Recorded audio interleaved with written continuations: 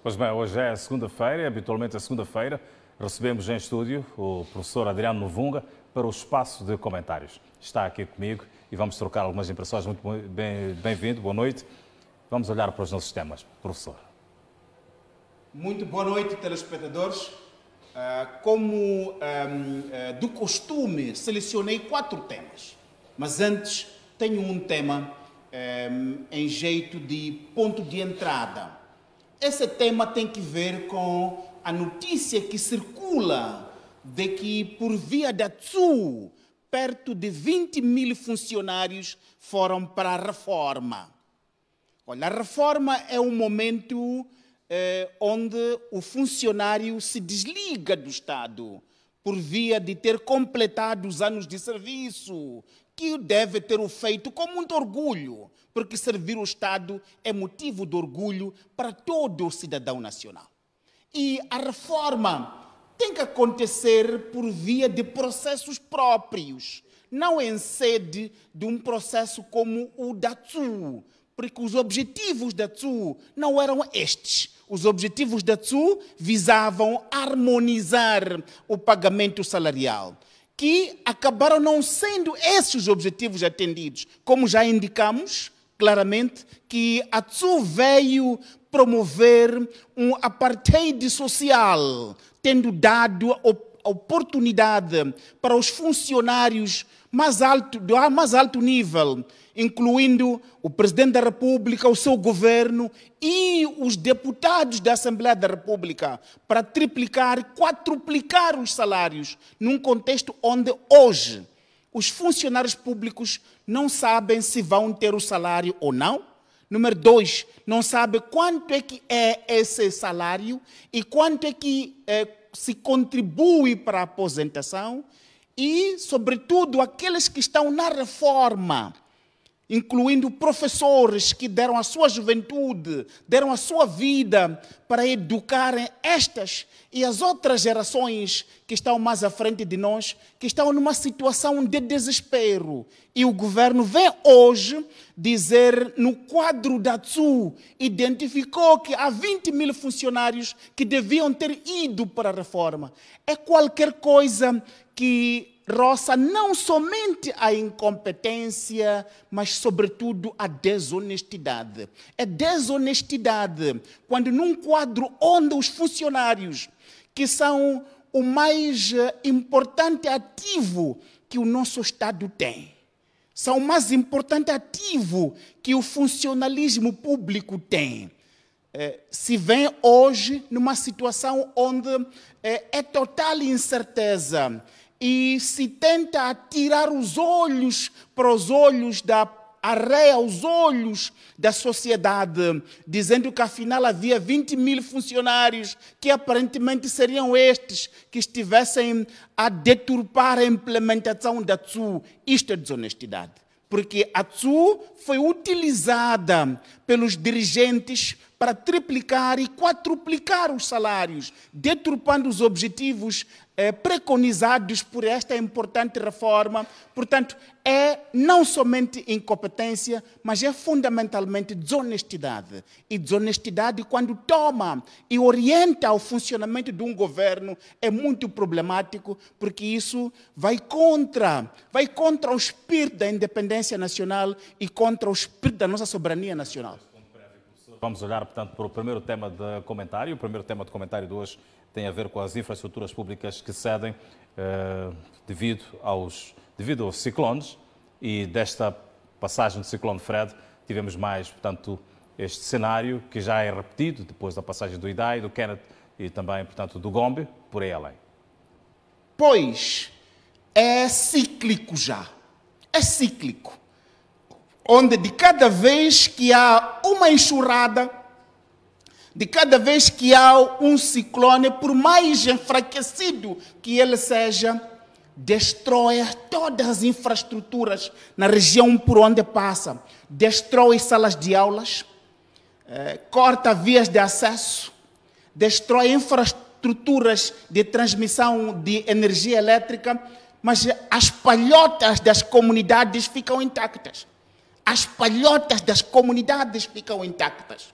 Isto vem sendo assim desde o ano 2000, que houve aquela intempérie toda que destruiu as estradas um pouco por todo o país, desde a Zona Sul até Caia. E no caso concreto, agora, deste ciclone Fred, cortou a estrada 208 que liga Tica a Buzi. Essa estrada não tinha sido inaugurada ainda. Tinha sido iniciada há bem pouco tempo a sua construção, com dinheiro que foi buscado fora, dinheiro de empréstimo, que vai ser pago por esta e as próximas gerações. A estrada já não existe, mas as palhotas à volta estão ali. A questão central é: o que é que se passa com as infraestruturas públicas? Muitas dessas infraestruturas que estão sendo feitas um pouco na zona do corredor da Beira são uma tentativa de reconstrução no contexto do IDAI. E antes de serem inauguradas, já estão novamente a ficar destruídas. E no caso em Apreço, da estrada 208, liga a zona de onde até o ministro das Obras Públicas é originário. Entretanto, não se consegue construir infraestruturas que atendem ao desafio e à preocupação climática da região central do país, que é cada vez mais vulnerável à situação das intempéries. Há aqui uma situação muito clara de corrupção que permitem que, com orçamentos disponíveis, se construam infraestruturas sem qualidade. É corrupção que está a propiciar que, mesmo com o orçamento que se vai buscar com empréstimo, se construam infraestruturas que não têm o mínimo de resiliência às condições das mudanças climáticas, num contexto onde o Tribunal Administrativo, que é a entidade que tem que fazer a fiscalização prévia e dar autorização, ele próprio, o Tribunal Administrativo, está infestado de corrupção. É uma questão de liderança política aqui que está. Não é questão técnica, é questão de liderança política, que não está preocupada com o desenvolvimento de infraestruturas que atendem ao desafio central de promoção do desenvolvimento. É de cada vez que, de ano a ano, que temos situações desta natureza, temos que desembolsar dinheiro para as mesmas infraestruturas que já deveriam ter sido construídas num quadro de maior resiliência para a questão das mudanças climáticas. Pois bem, e o tema seguinte para comentário tem a ver com a questão da violação dos direitos humanos por parte da Polícia da República de Moçambique. Tivemos o caso semana passada, portanto, de um cidadão que foi baleado mortalmente, praticamente às barbas da sua residência. Este final de semana, mais um caso, violação de direitos humanos. O trabalho central da Polícia da República de Moçambique é garantir a lei, ordem e tranquilidade pública. Lei, ordem e tranquilidade pública. Mas de tempos a tempos, mesmo com a melhoria da formação e das condições de formação em Matalane e outros centros de formação, mas o que se passa, o que se verifica é que a Polícia da República de Moçambique não somente tem esquadrões, infestada de esquadrões, sim, mas sobretudo é a própria polícia que sistematicamente vem violando de forma grosseira os direitos humanos. É a polícia que está a assassinar indiscriminadamente cidadãos inocentes,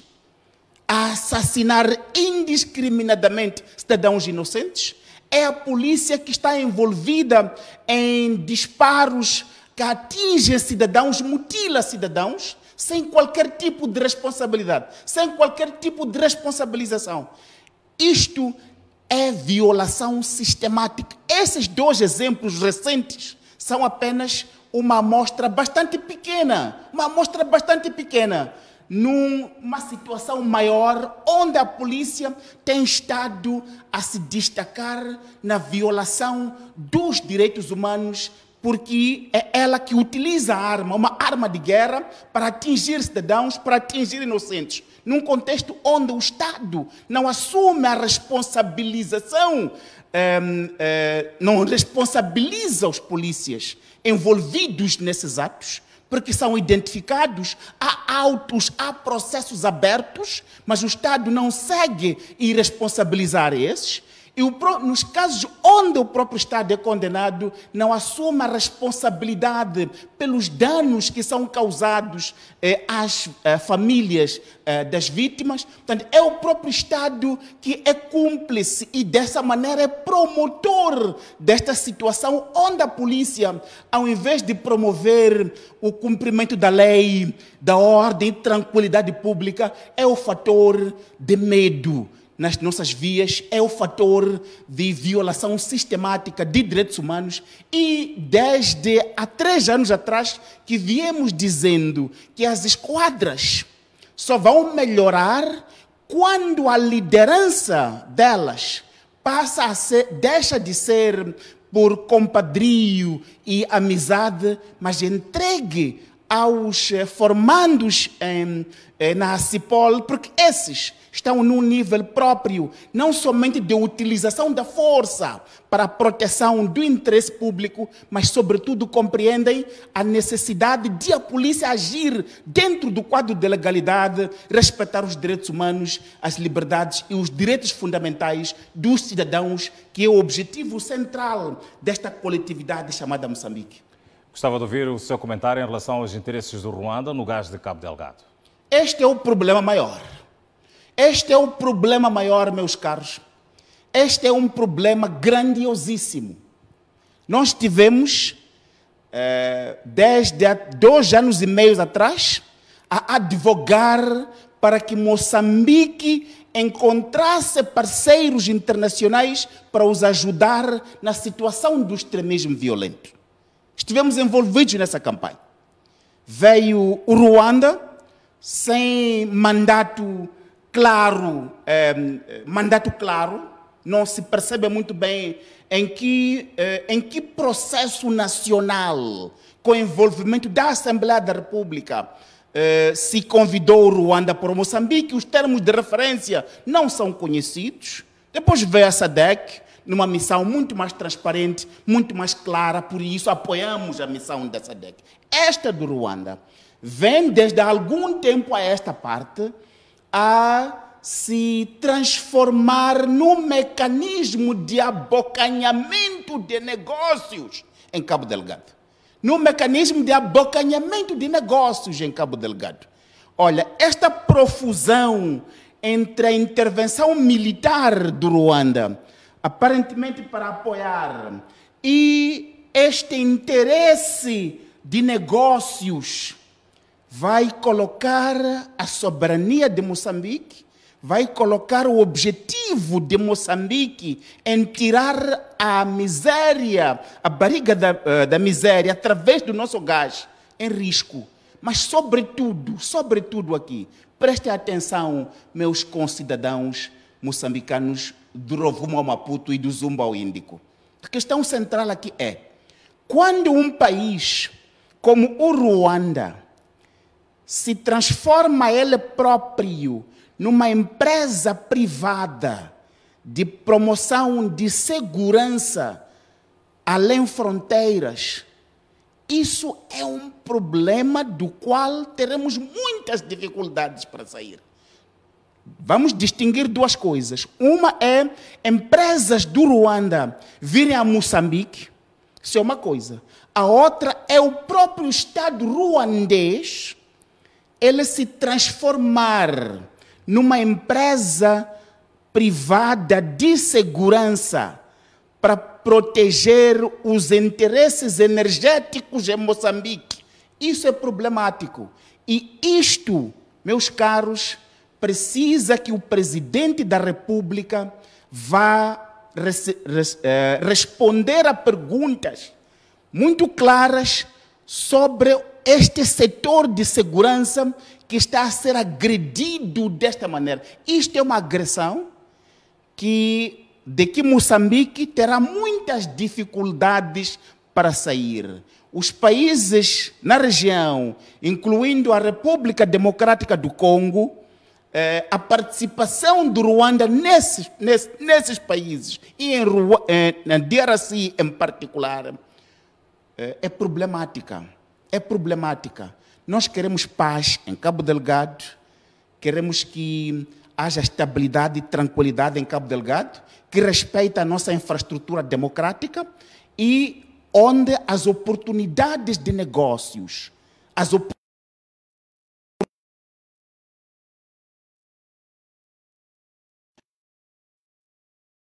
do Delgado e dos moçambicanos. Esta fórmula que está sendo utilizada, sem um mínimo de transparência, vai nos criar problemas a todos nós, os moçambicanos. Não vai criar apenas aos chefes que estão a promover hoje, vai criar a todos nós, os moçambicanos. É tempo de o presidente ir à Assembleia da República, não para ir ler um discurso e depois ir para casa, mas para receber perguntas e responder naquele pódio sobre o que é que se passa com este emaranhado de negócios não claros em Cabo Delgado. Pois bem, o nosso quarto e último tema para comentário tem a ver com Frelimo, que quer travar eleições distritais. Pois, as eleições distritais, meus caros, são uma oportunidade para nós promovermos a paz. As eleições distritais são uma oportunidade para promovermos a paz. Uns falam hoje, li uma matéria, onde um importante jurista dizia que Moçambique não tem dinheiro para fazer aventuras. É precisamente por não ter dinheiro Moçambique que tem que fazer descentralização ao nível do distrito. É o centralismo, é este centralismo que é despesista, é muito caro, ineficiente, esterilizante ao desenvolvimento e não a descentralização ao nível dos distritos. Jovens em todos os distritos do nosso país, do Rovuma ao Maputo e do Zumba ao Índico, querem participar da democracia. Querem participar da democracia.